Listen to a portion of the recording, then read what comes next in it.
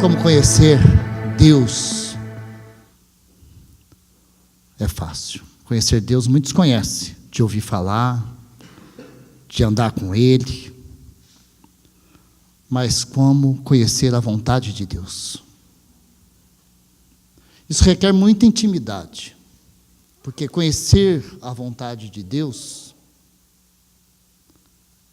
requer andar com Ele, estar com Ele e entender Ele. Havia algo que eu achava que era muito familiar, acontecia só na minha família, né? Minha mãe, a mãe do Marquinhos, a gente olhava para ela, e ela num olhar, a gente sabia o que ela queria, o que era para fazer e como era para fazer. E se não fizesse, o pau ia comer. Com Deus, tenho certeza que é do mesmo jeito. Quando temos intimidade, porque com mãe, pai, nós temos intimidade. Papai era pior, porque papai, quando ele falava assim, você vai apanhar, já doía. Já doía na alma. Teve uma vez que ele falou assim, você quer apanhar antes ou depois do almoço? Eu falei, já bate agora aqui. Né? Eu não vou conseguir comer mesmo. Com Deus, como funciona?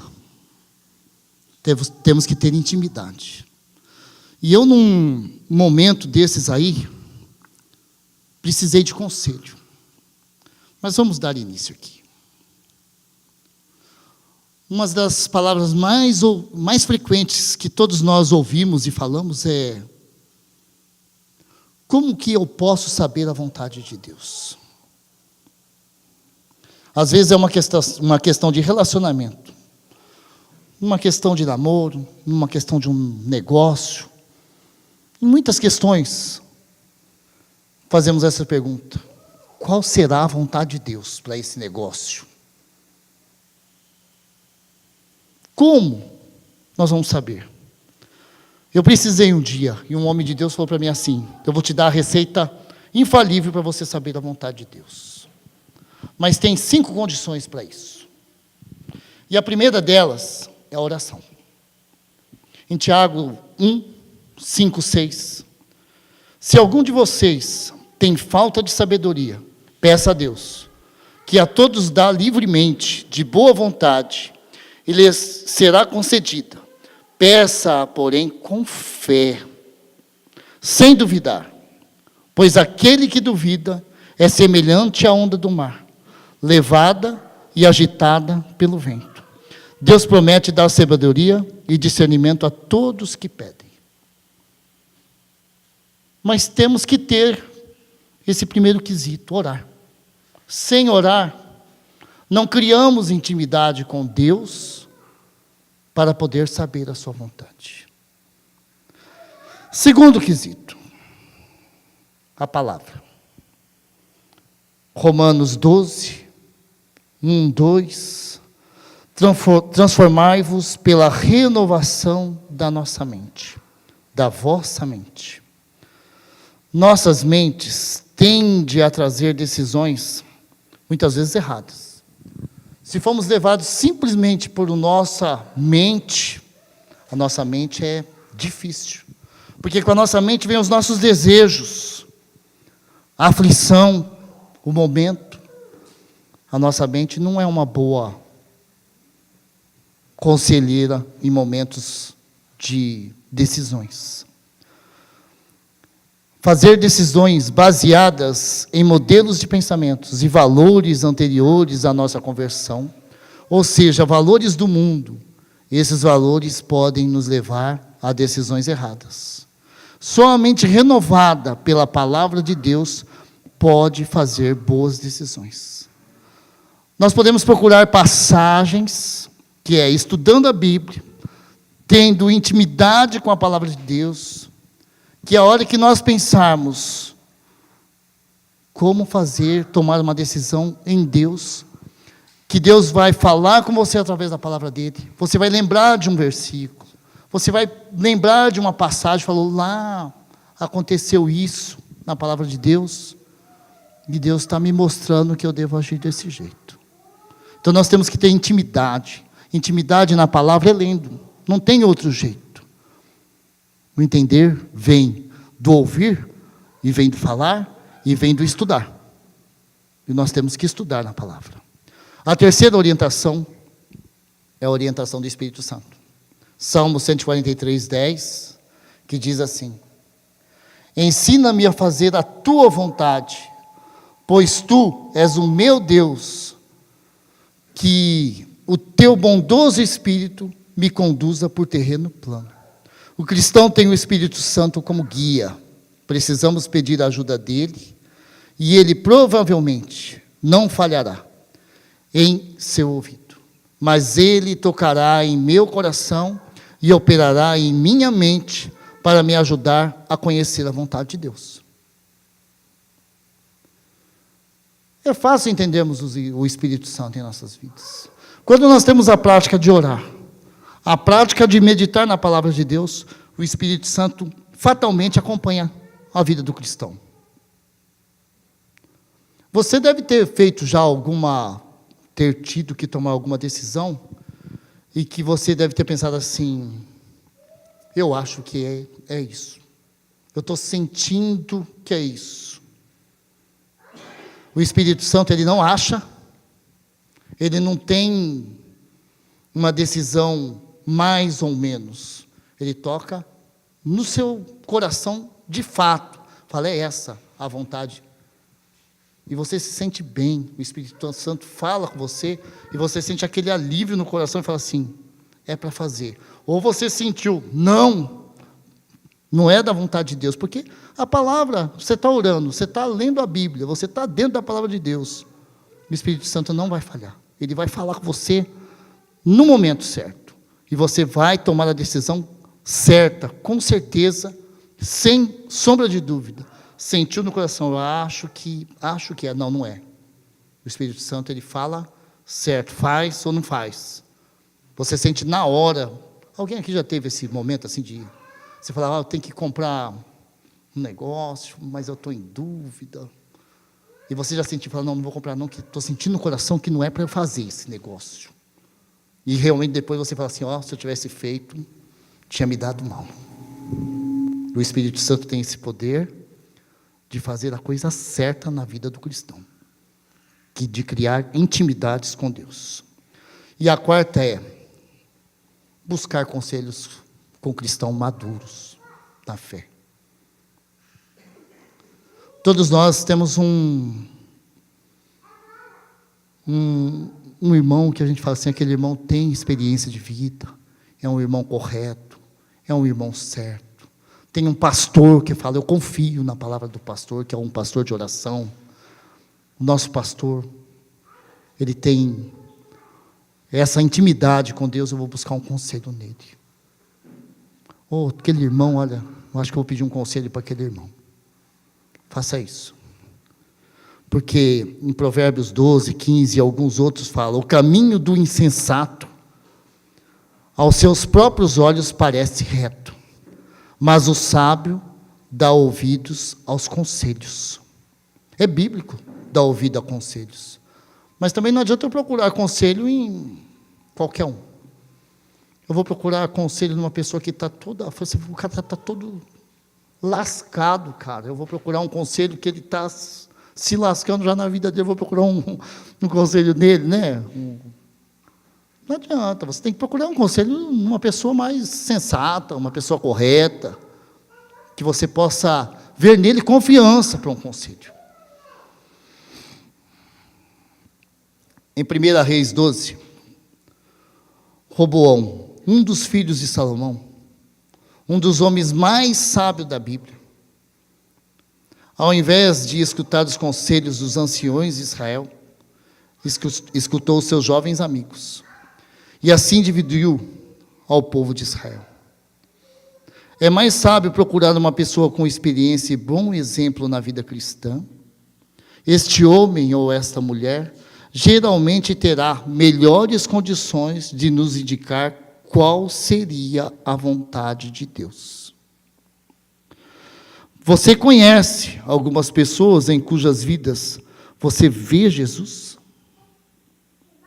Procure os conselhos dessas pessoas e, novamente, ao invés de esperar para a hora decisiva, é melhor começar a desenvolver estas amizades bem antes.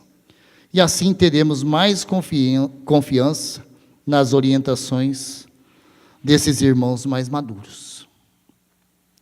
É uma prática que devemos ter.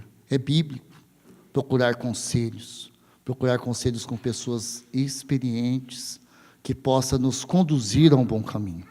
E a quinta, portas abertas. Atos 16, 6 e 7, que diz assim: E percorrendo a região frígia, Gálata, tendo sido impedidos pelo Espírito Santo de pregar a palavra na Ásia, defrontando Mísia, tentavam ir para a Bitínia, mas o Espírito de Jesus não o permitiu. Paulo queria ir para a Ásia. Era o que ele queria. E Deus tinha outros planos para ele. E Deus fechou todas as portas no caminho de Paulo. Paulo acabou indo a Filipos, onde uma igreja importante foi fundada. Deus quer nos mostrar o caminho. Só Ele pode nos mostrar a direção certa. Salmos 25, 4 e 5, que diz assim: Faze-me, Senhor, conhecer os teus caminhos, ensina-me as tuas veredas, guia-me na verdade e ensina-me, pois tu és o Deus da minha salvação, e quem eu espero todo o dia. Temos que ter essa visão de esperar no Senhor todo dia para as nossas coisas, para os nossos negócios, para a nossa vida, para um conselho de um filho, para um filho que está passando problema, por um negócio que temos que fazer. Temos que ter essa prática. Se você quer seguir algum caminho, muitos aí falam assim: eu quero namorar, mas será que é de Deus? Eu já fiz muito isso. Ainda tem aquela história que fala assim: vou orar e a hora que eu abrir o olho, a primeira que estiver me olhando vai ser com ela. Aí você abre e fala assim: eu estou falando sério, não estou de brincadeira não. Né? Já deve ter acontecido na vida de alguns, que alguns riram aí. Temos que tomar decisões acertadas com Deus.